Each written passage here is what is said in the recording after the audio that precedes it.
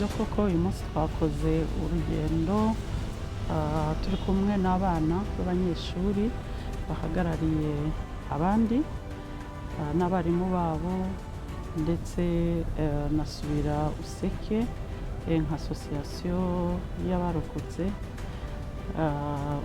tukaba twasuye urwibutso rwa Gisozi aho abana bigiye amateka atandukanye y'igihugu cyacu, amateka yaranze abategetsi batandukanye mu gihugu cyacu uhereye ku bami na repubulika uko zagiye zisimburana, uko jenoside yateguwe, uko jenoside yashyizwe mu bikorwa ndetse n'urugendo rwo kwiyubaka. Abana rero bavutse nyuma ya jenoside yakorewe abatutsi muri 1994 baba bakwiye kumenya aya mateka kugira ngo barusheho kugira imbaraga zo kurwanira ko bitazongera kubaho ukundi. Bahagarariye abandi ariko bari muri club zitandukanye ku buryo twizeye ko bazabiganiriza bagenzi babo, kandi buhoro buhoro tuzakomeza tuzana n'abandi. Twasuye rero n'ingoro igaragaza amateka y'urugamba rwo kubohora igihugu cyacu, kugira ngo abana barebe uko urubyiruko icyo gihe rwitanze kugira ngo ruhagarike jenoside yakorewe abatutsi, nk'uko bari bamaze kureba uko yateguwe, uko yakozwe, ingaruka zayo byose babirebye, ariko banareba uko n'urugamba rwo kubohora igihugu rwagenze, ababigizemo uruhare, uko bakoraga ku buryo abana bashobora kugira ibyo bitekerezo bakanarora ikibi n'icyiza. Nubwo jenoside yakorewe abatutsi yateguwe, ariko barore ko hari n'urubyiruko rw'impunzi, rwari impunzi icyo gihe, rwitanze rugahagarika jenoside yakorewe abatutsi, hanyuma na rwa rugamba rwo kwiyubaka barebye rukanatangira. Twasuye kandi n'igicumbi cy'intwari, kuko muri urwo rugamba rwo kubohora igihugu cyacu no guhagarika jenoside yakorewe abatutsi hari abahaguye, hari abahasize ubuzima, hari abahaburiye ibice bimwe by'imibiri yabo, hari batandukanye, ku buryo nabyo ari byo kwiga uko umuntu akunda igihugu kugeza ubwo acyitangiye.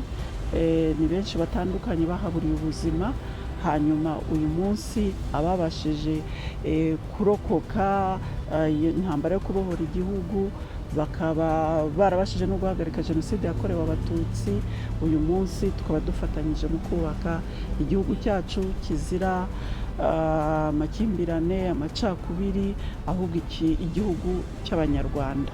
Ni amasomo meza rero ku bana bavutse nyuma ya jenoside yakorewe abatutsi, ariko ahangaha tuvuga ko n'ababyeyi, kuko dufitemo ababyeyi bakeya twazanye, ari uruhare rwabo bari bahari no kubisobanurira abana, kuko ntabwo twabasha kuzana abo bana bose ngo baze kurora aya mateka ndetse n'uko igihugu cyagiye kiyavamo. Uyu munsi aba bana barabona igihugu cyiza gifite iterambere, igihugu abanyarwanda bose bisanzuramo, ibitekerezo byose bitangwa, ariko hari aho byavuye, hari ababivunikiye, hari abitanze, hari abahasize ubuzima, hari abo bantu batandukanye.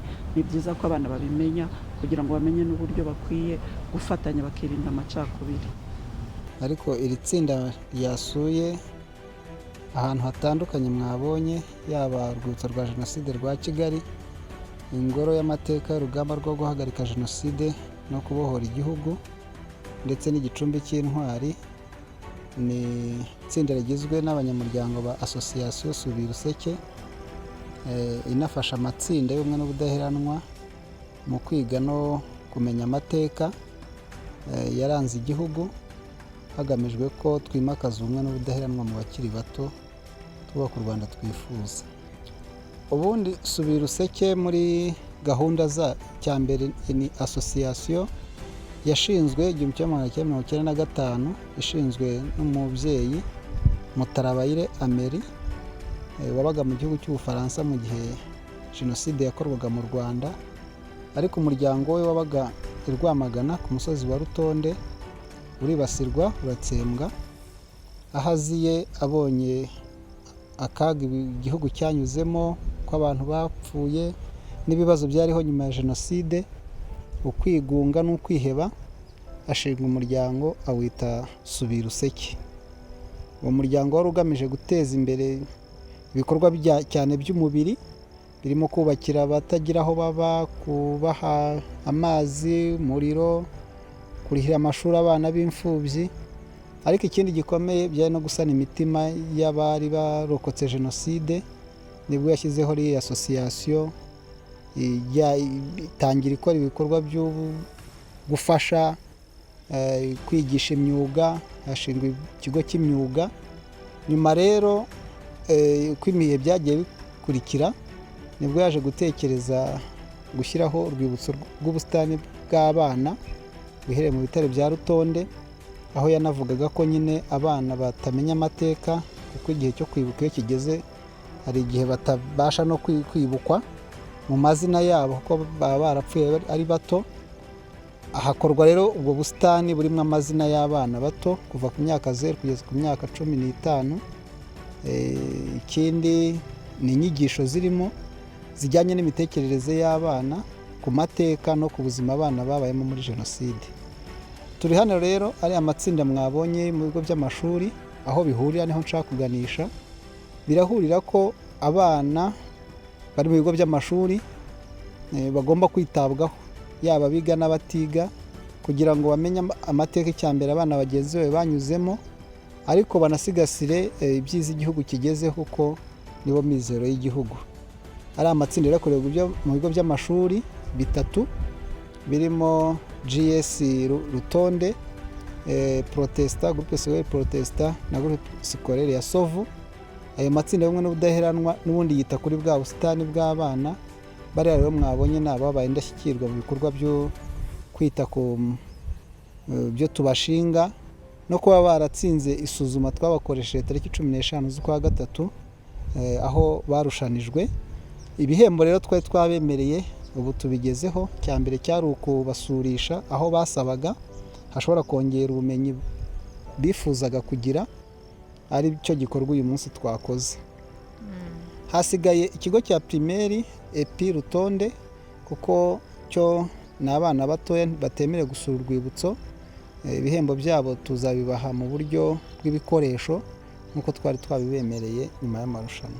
Ikigenderewe nyamukuru ni ukugira ngo aya matsinda, abagize aya matsinda bagira ubumenyi bwisumbuye, kuko turifuza ko aribo bazajya basurisha bagenzi babo basuye ubusitani bw'urwibutso bw'abana buherereye i Rutonde.